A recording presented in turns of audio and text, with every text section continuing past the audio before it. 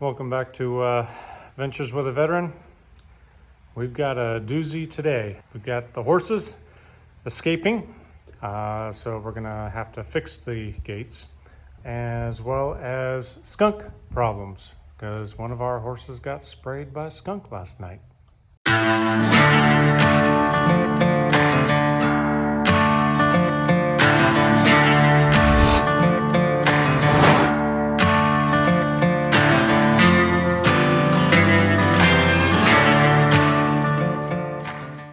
So this video we're going to take and kind of go through, straighten them up, level out the gates, as well as secure the gates. In the video here, you can see at 5 o'clock in the morning, our video cameras alerted us to movement in our front yard. And the horses had actually popped the gate, one in particular, and while the others actually pushed the gates open and decided to go out to the front yard and eat the nice green grass. Haha. So today we're going to go ahead and straighten them out, see how I did it, plus also put on the securing method. There's multiple methods of doing that, whether you use chain link or what I did was use strap metal. So let's get into how we keep the horses in the barn, as well as securing up what I should have done in the first place with the fence posts. Let's get to it. So with the work that I'm doing here, and the wind and the leaves, it's just easier to do a voiceover, kind of go along and explain things. But as you can see here, we're digging up and digging out the fence posts, but we're not removing them completely. We were just getting down to about half of the depth that they were buried. Unfortunately, the Tennessee clay acted very much like concrete. As you can see, it was shovel, then post hole digger, and now a digging bar.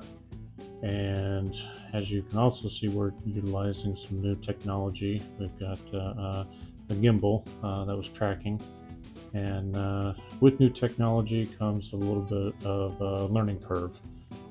So here you can see us pulling out a little bit that was broken apart, and it took a while to get down to a suitable depth to where we can pour concrete. And just like any videographer here, you're gonna take and work with challenges.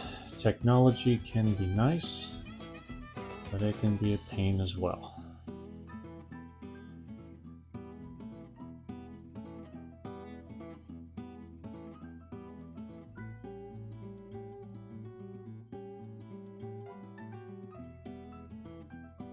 But getting back to the holes, so we got down to about 18 inches of hole here, and plenty enough to put in 2 bags of 60 pound concrete. And see here, more technology advances. Unfortunately on this one, I was running out of battery, and I was trying to get it poured as quickly as possible without it flipping up again. So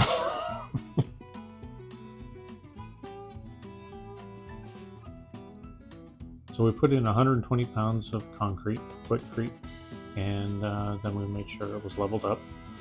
Again, all this was supposed to be doing is preventing the poles from moving. I mean, originally, was the thought of Tennessee clay was it had plenty of ability to withstand pressure. Not the case.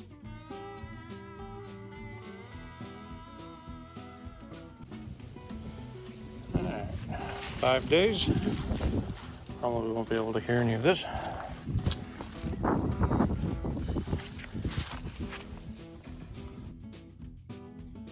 So we're filling back in the holes. This is after the 5 days of temperatures. I don't think we had any rain at that particular week, but the temperatures did go down quite a bit.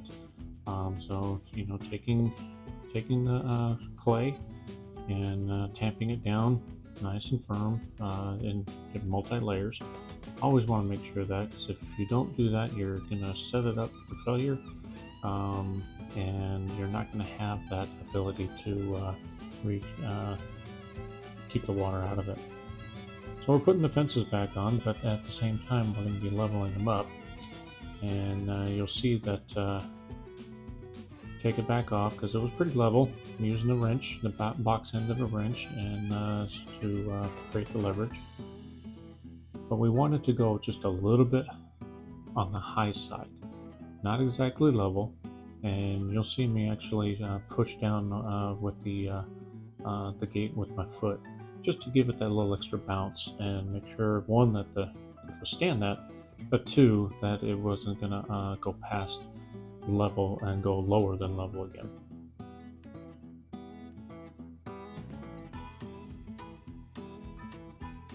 And it sprung right back to where it should have been, right where we were looking for.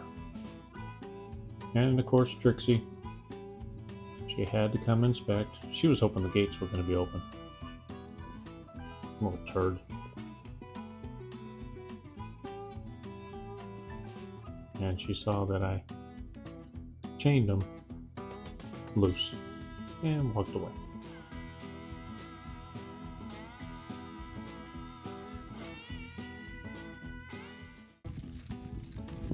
Secured. So basically, to take and put a lock in there, other than a piece of chain, so take a piece of strapping, drill out one of the holes. You gotta let enough holes to go around. You gotta let one bend, kind of like what I got right here. And then you gotta allow enough to go underneath. I left one extra one just to allow it to be able to be secured and still be tight enough to where it can't come back up. Right now I've just got bolts coming on. You need to make sure that you do you secure on the hinge that is welded to the gate. The other one is adjustable, and you don't want to be able to just take that off. You want to make sure it's welded to the gate. I know there's been some instances of gate thefts, so I mean, I'm just trying to keep my horses in. Goes over top, and then the bolt comes up underneath. So I'll be putting it in that hole right here. So this morning I come out to feed the horses, and I could have swore there was a skunk in the barn.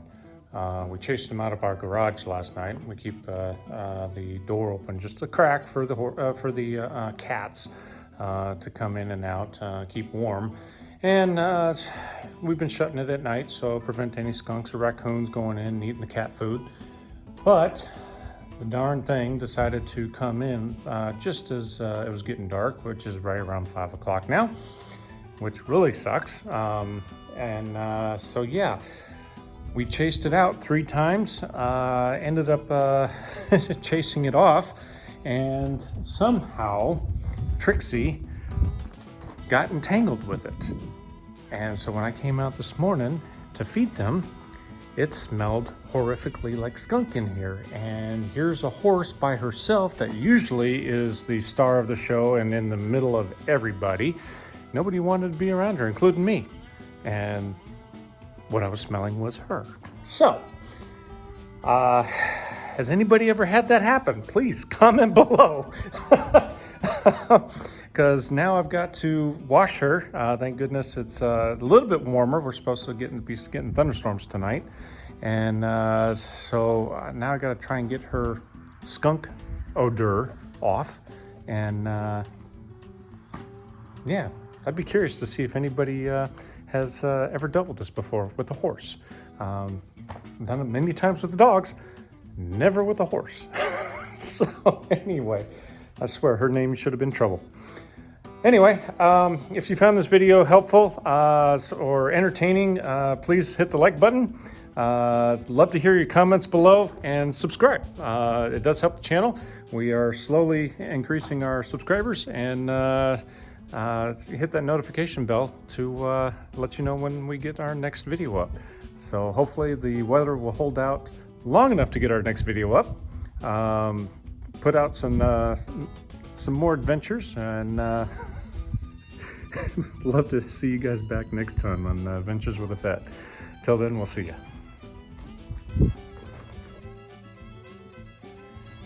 All right, let's see if it'll work.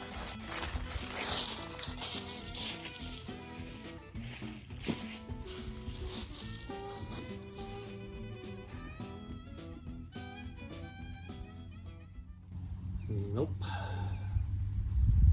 You are a pain in the ass.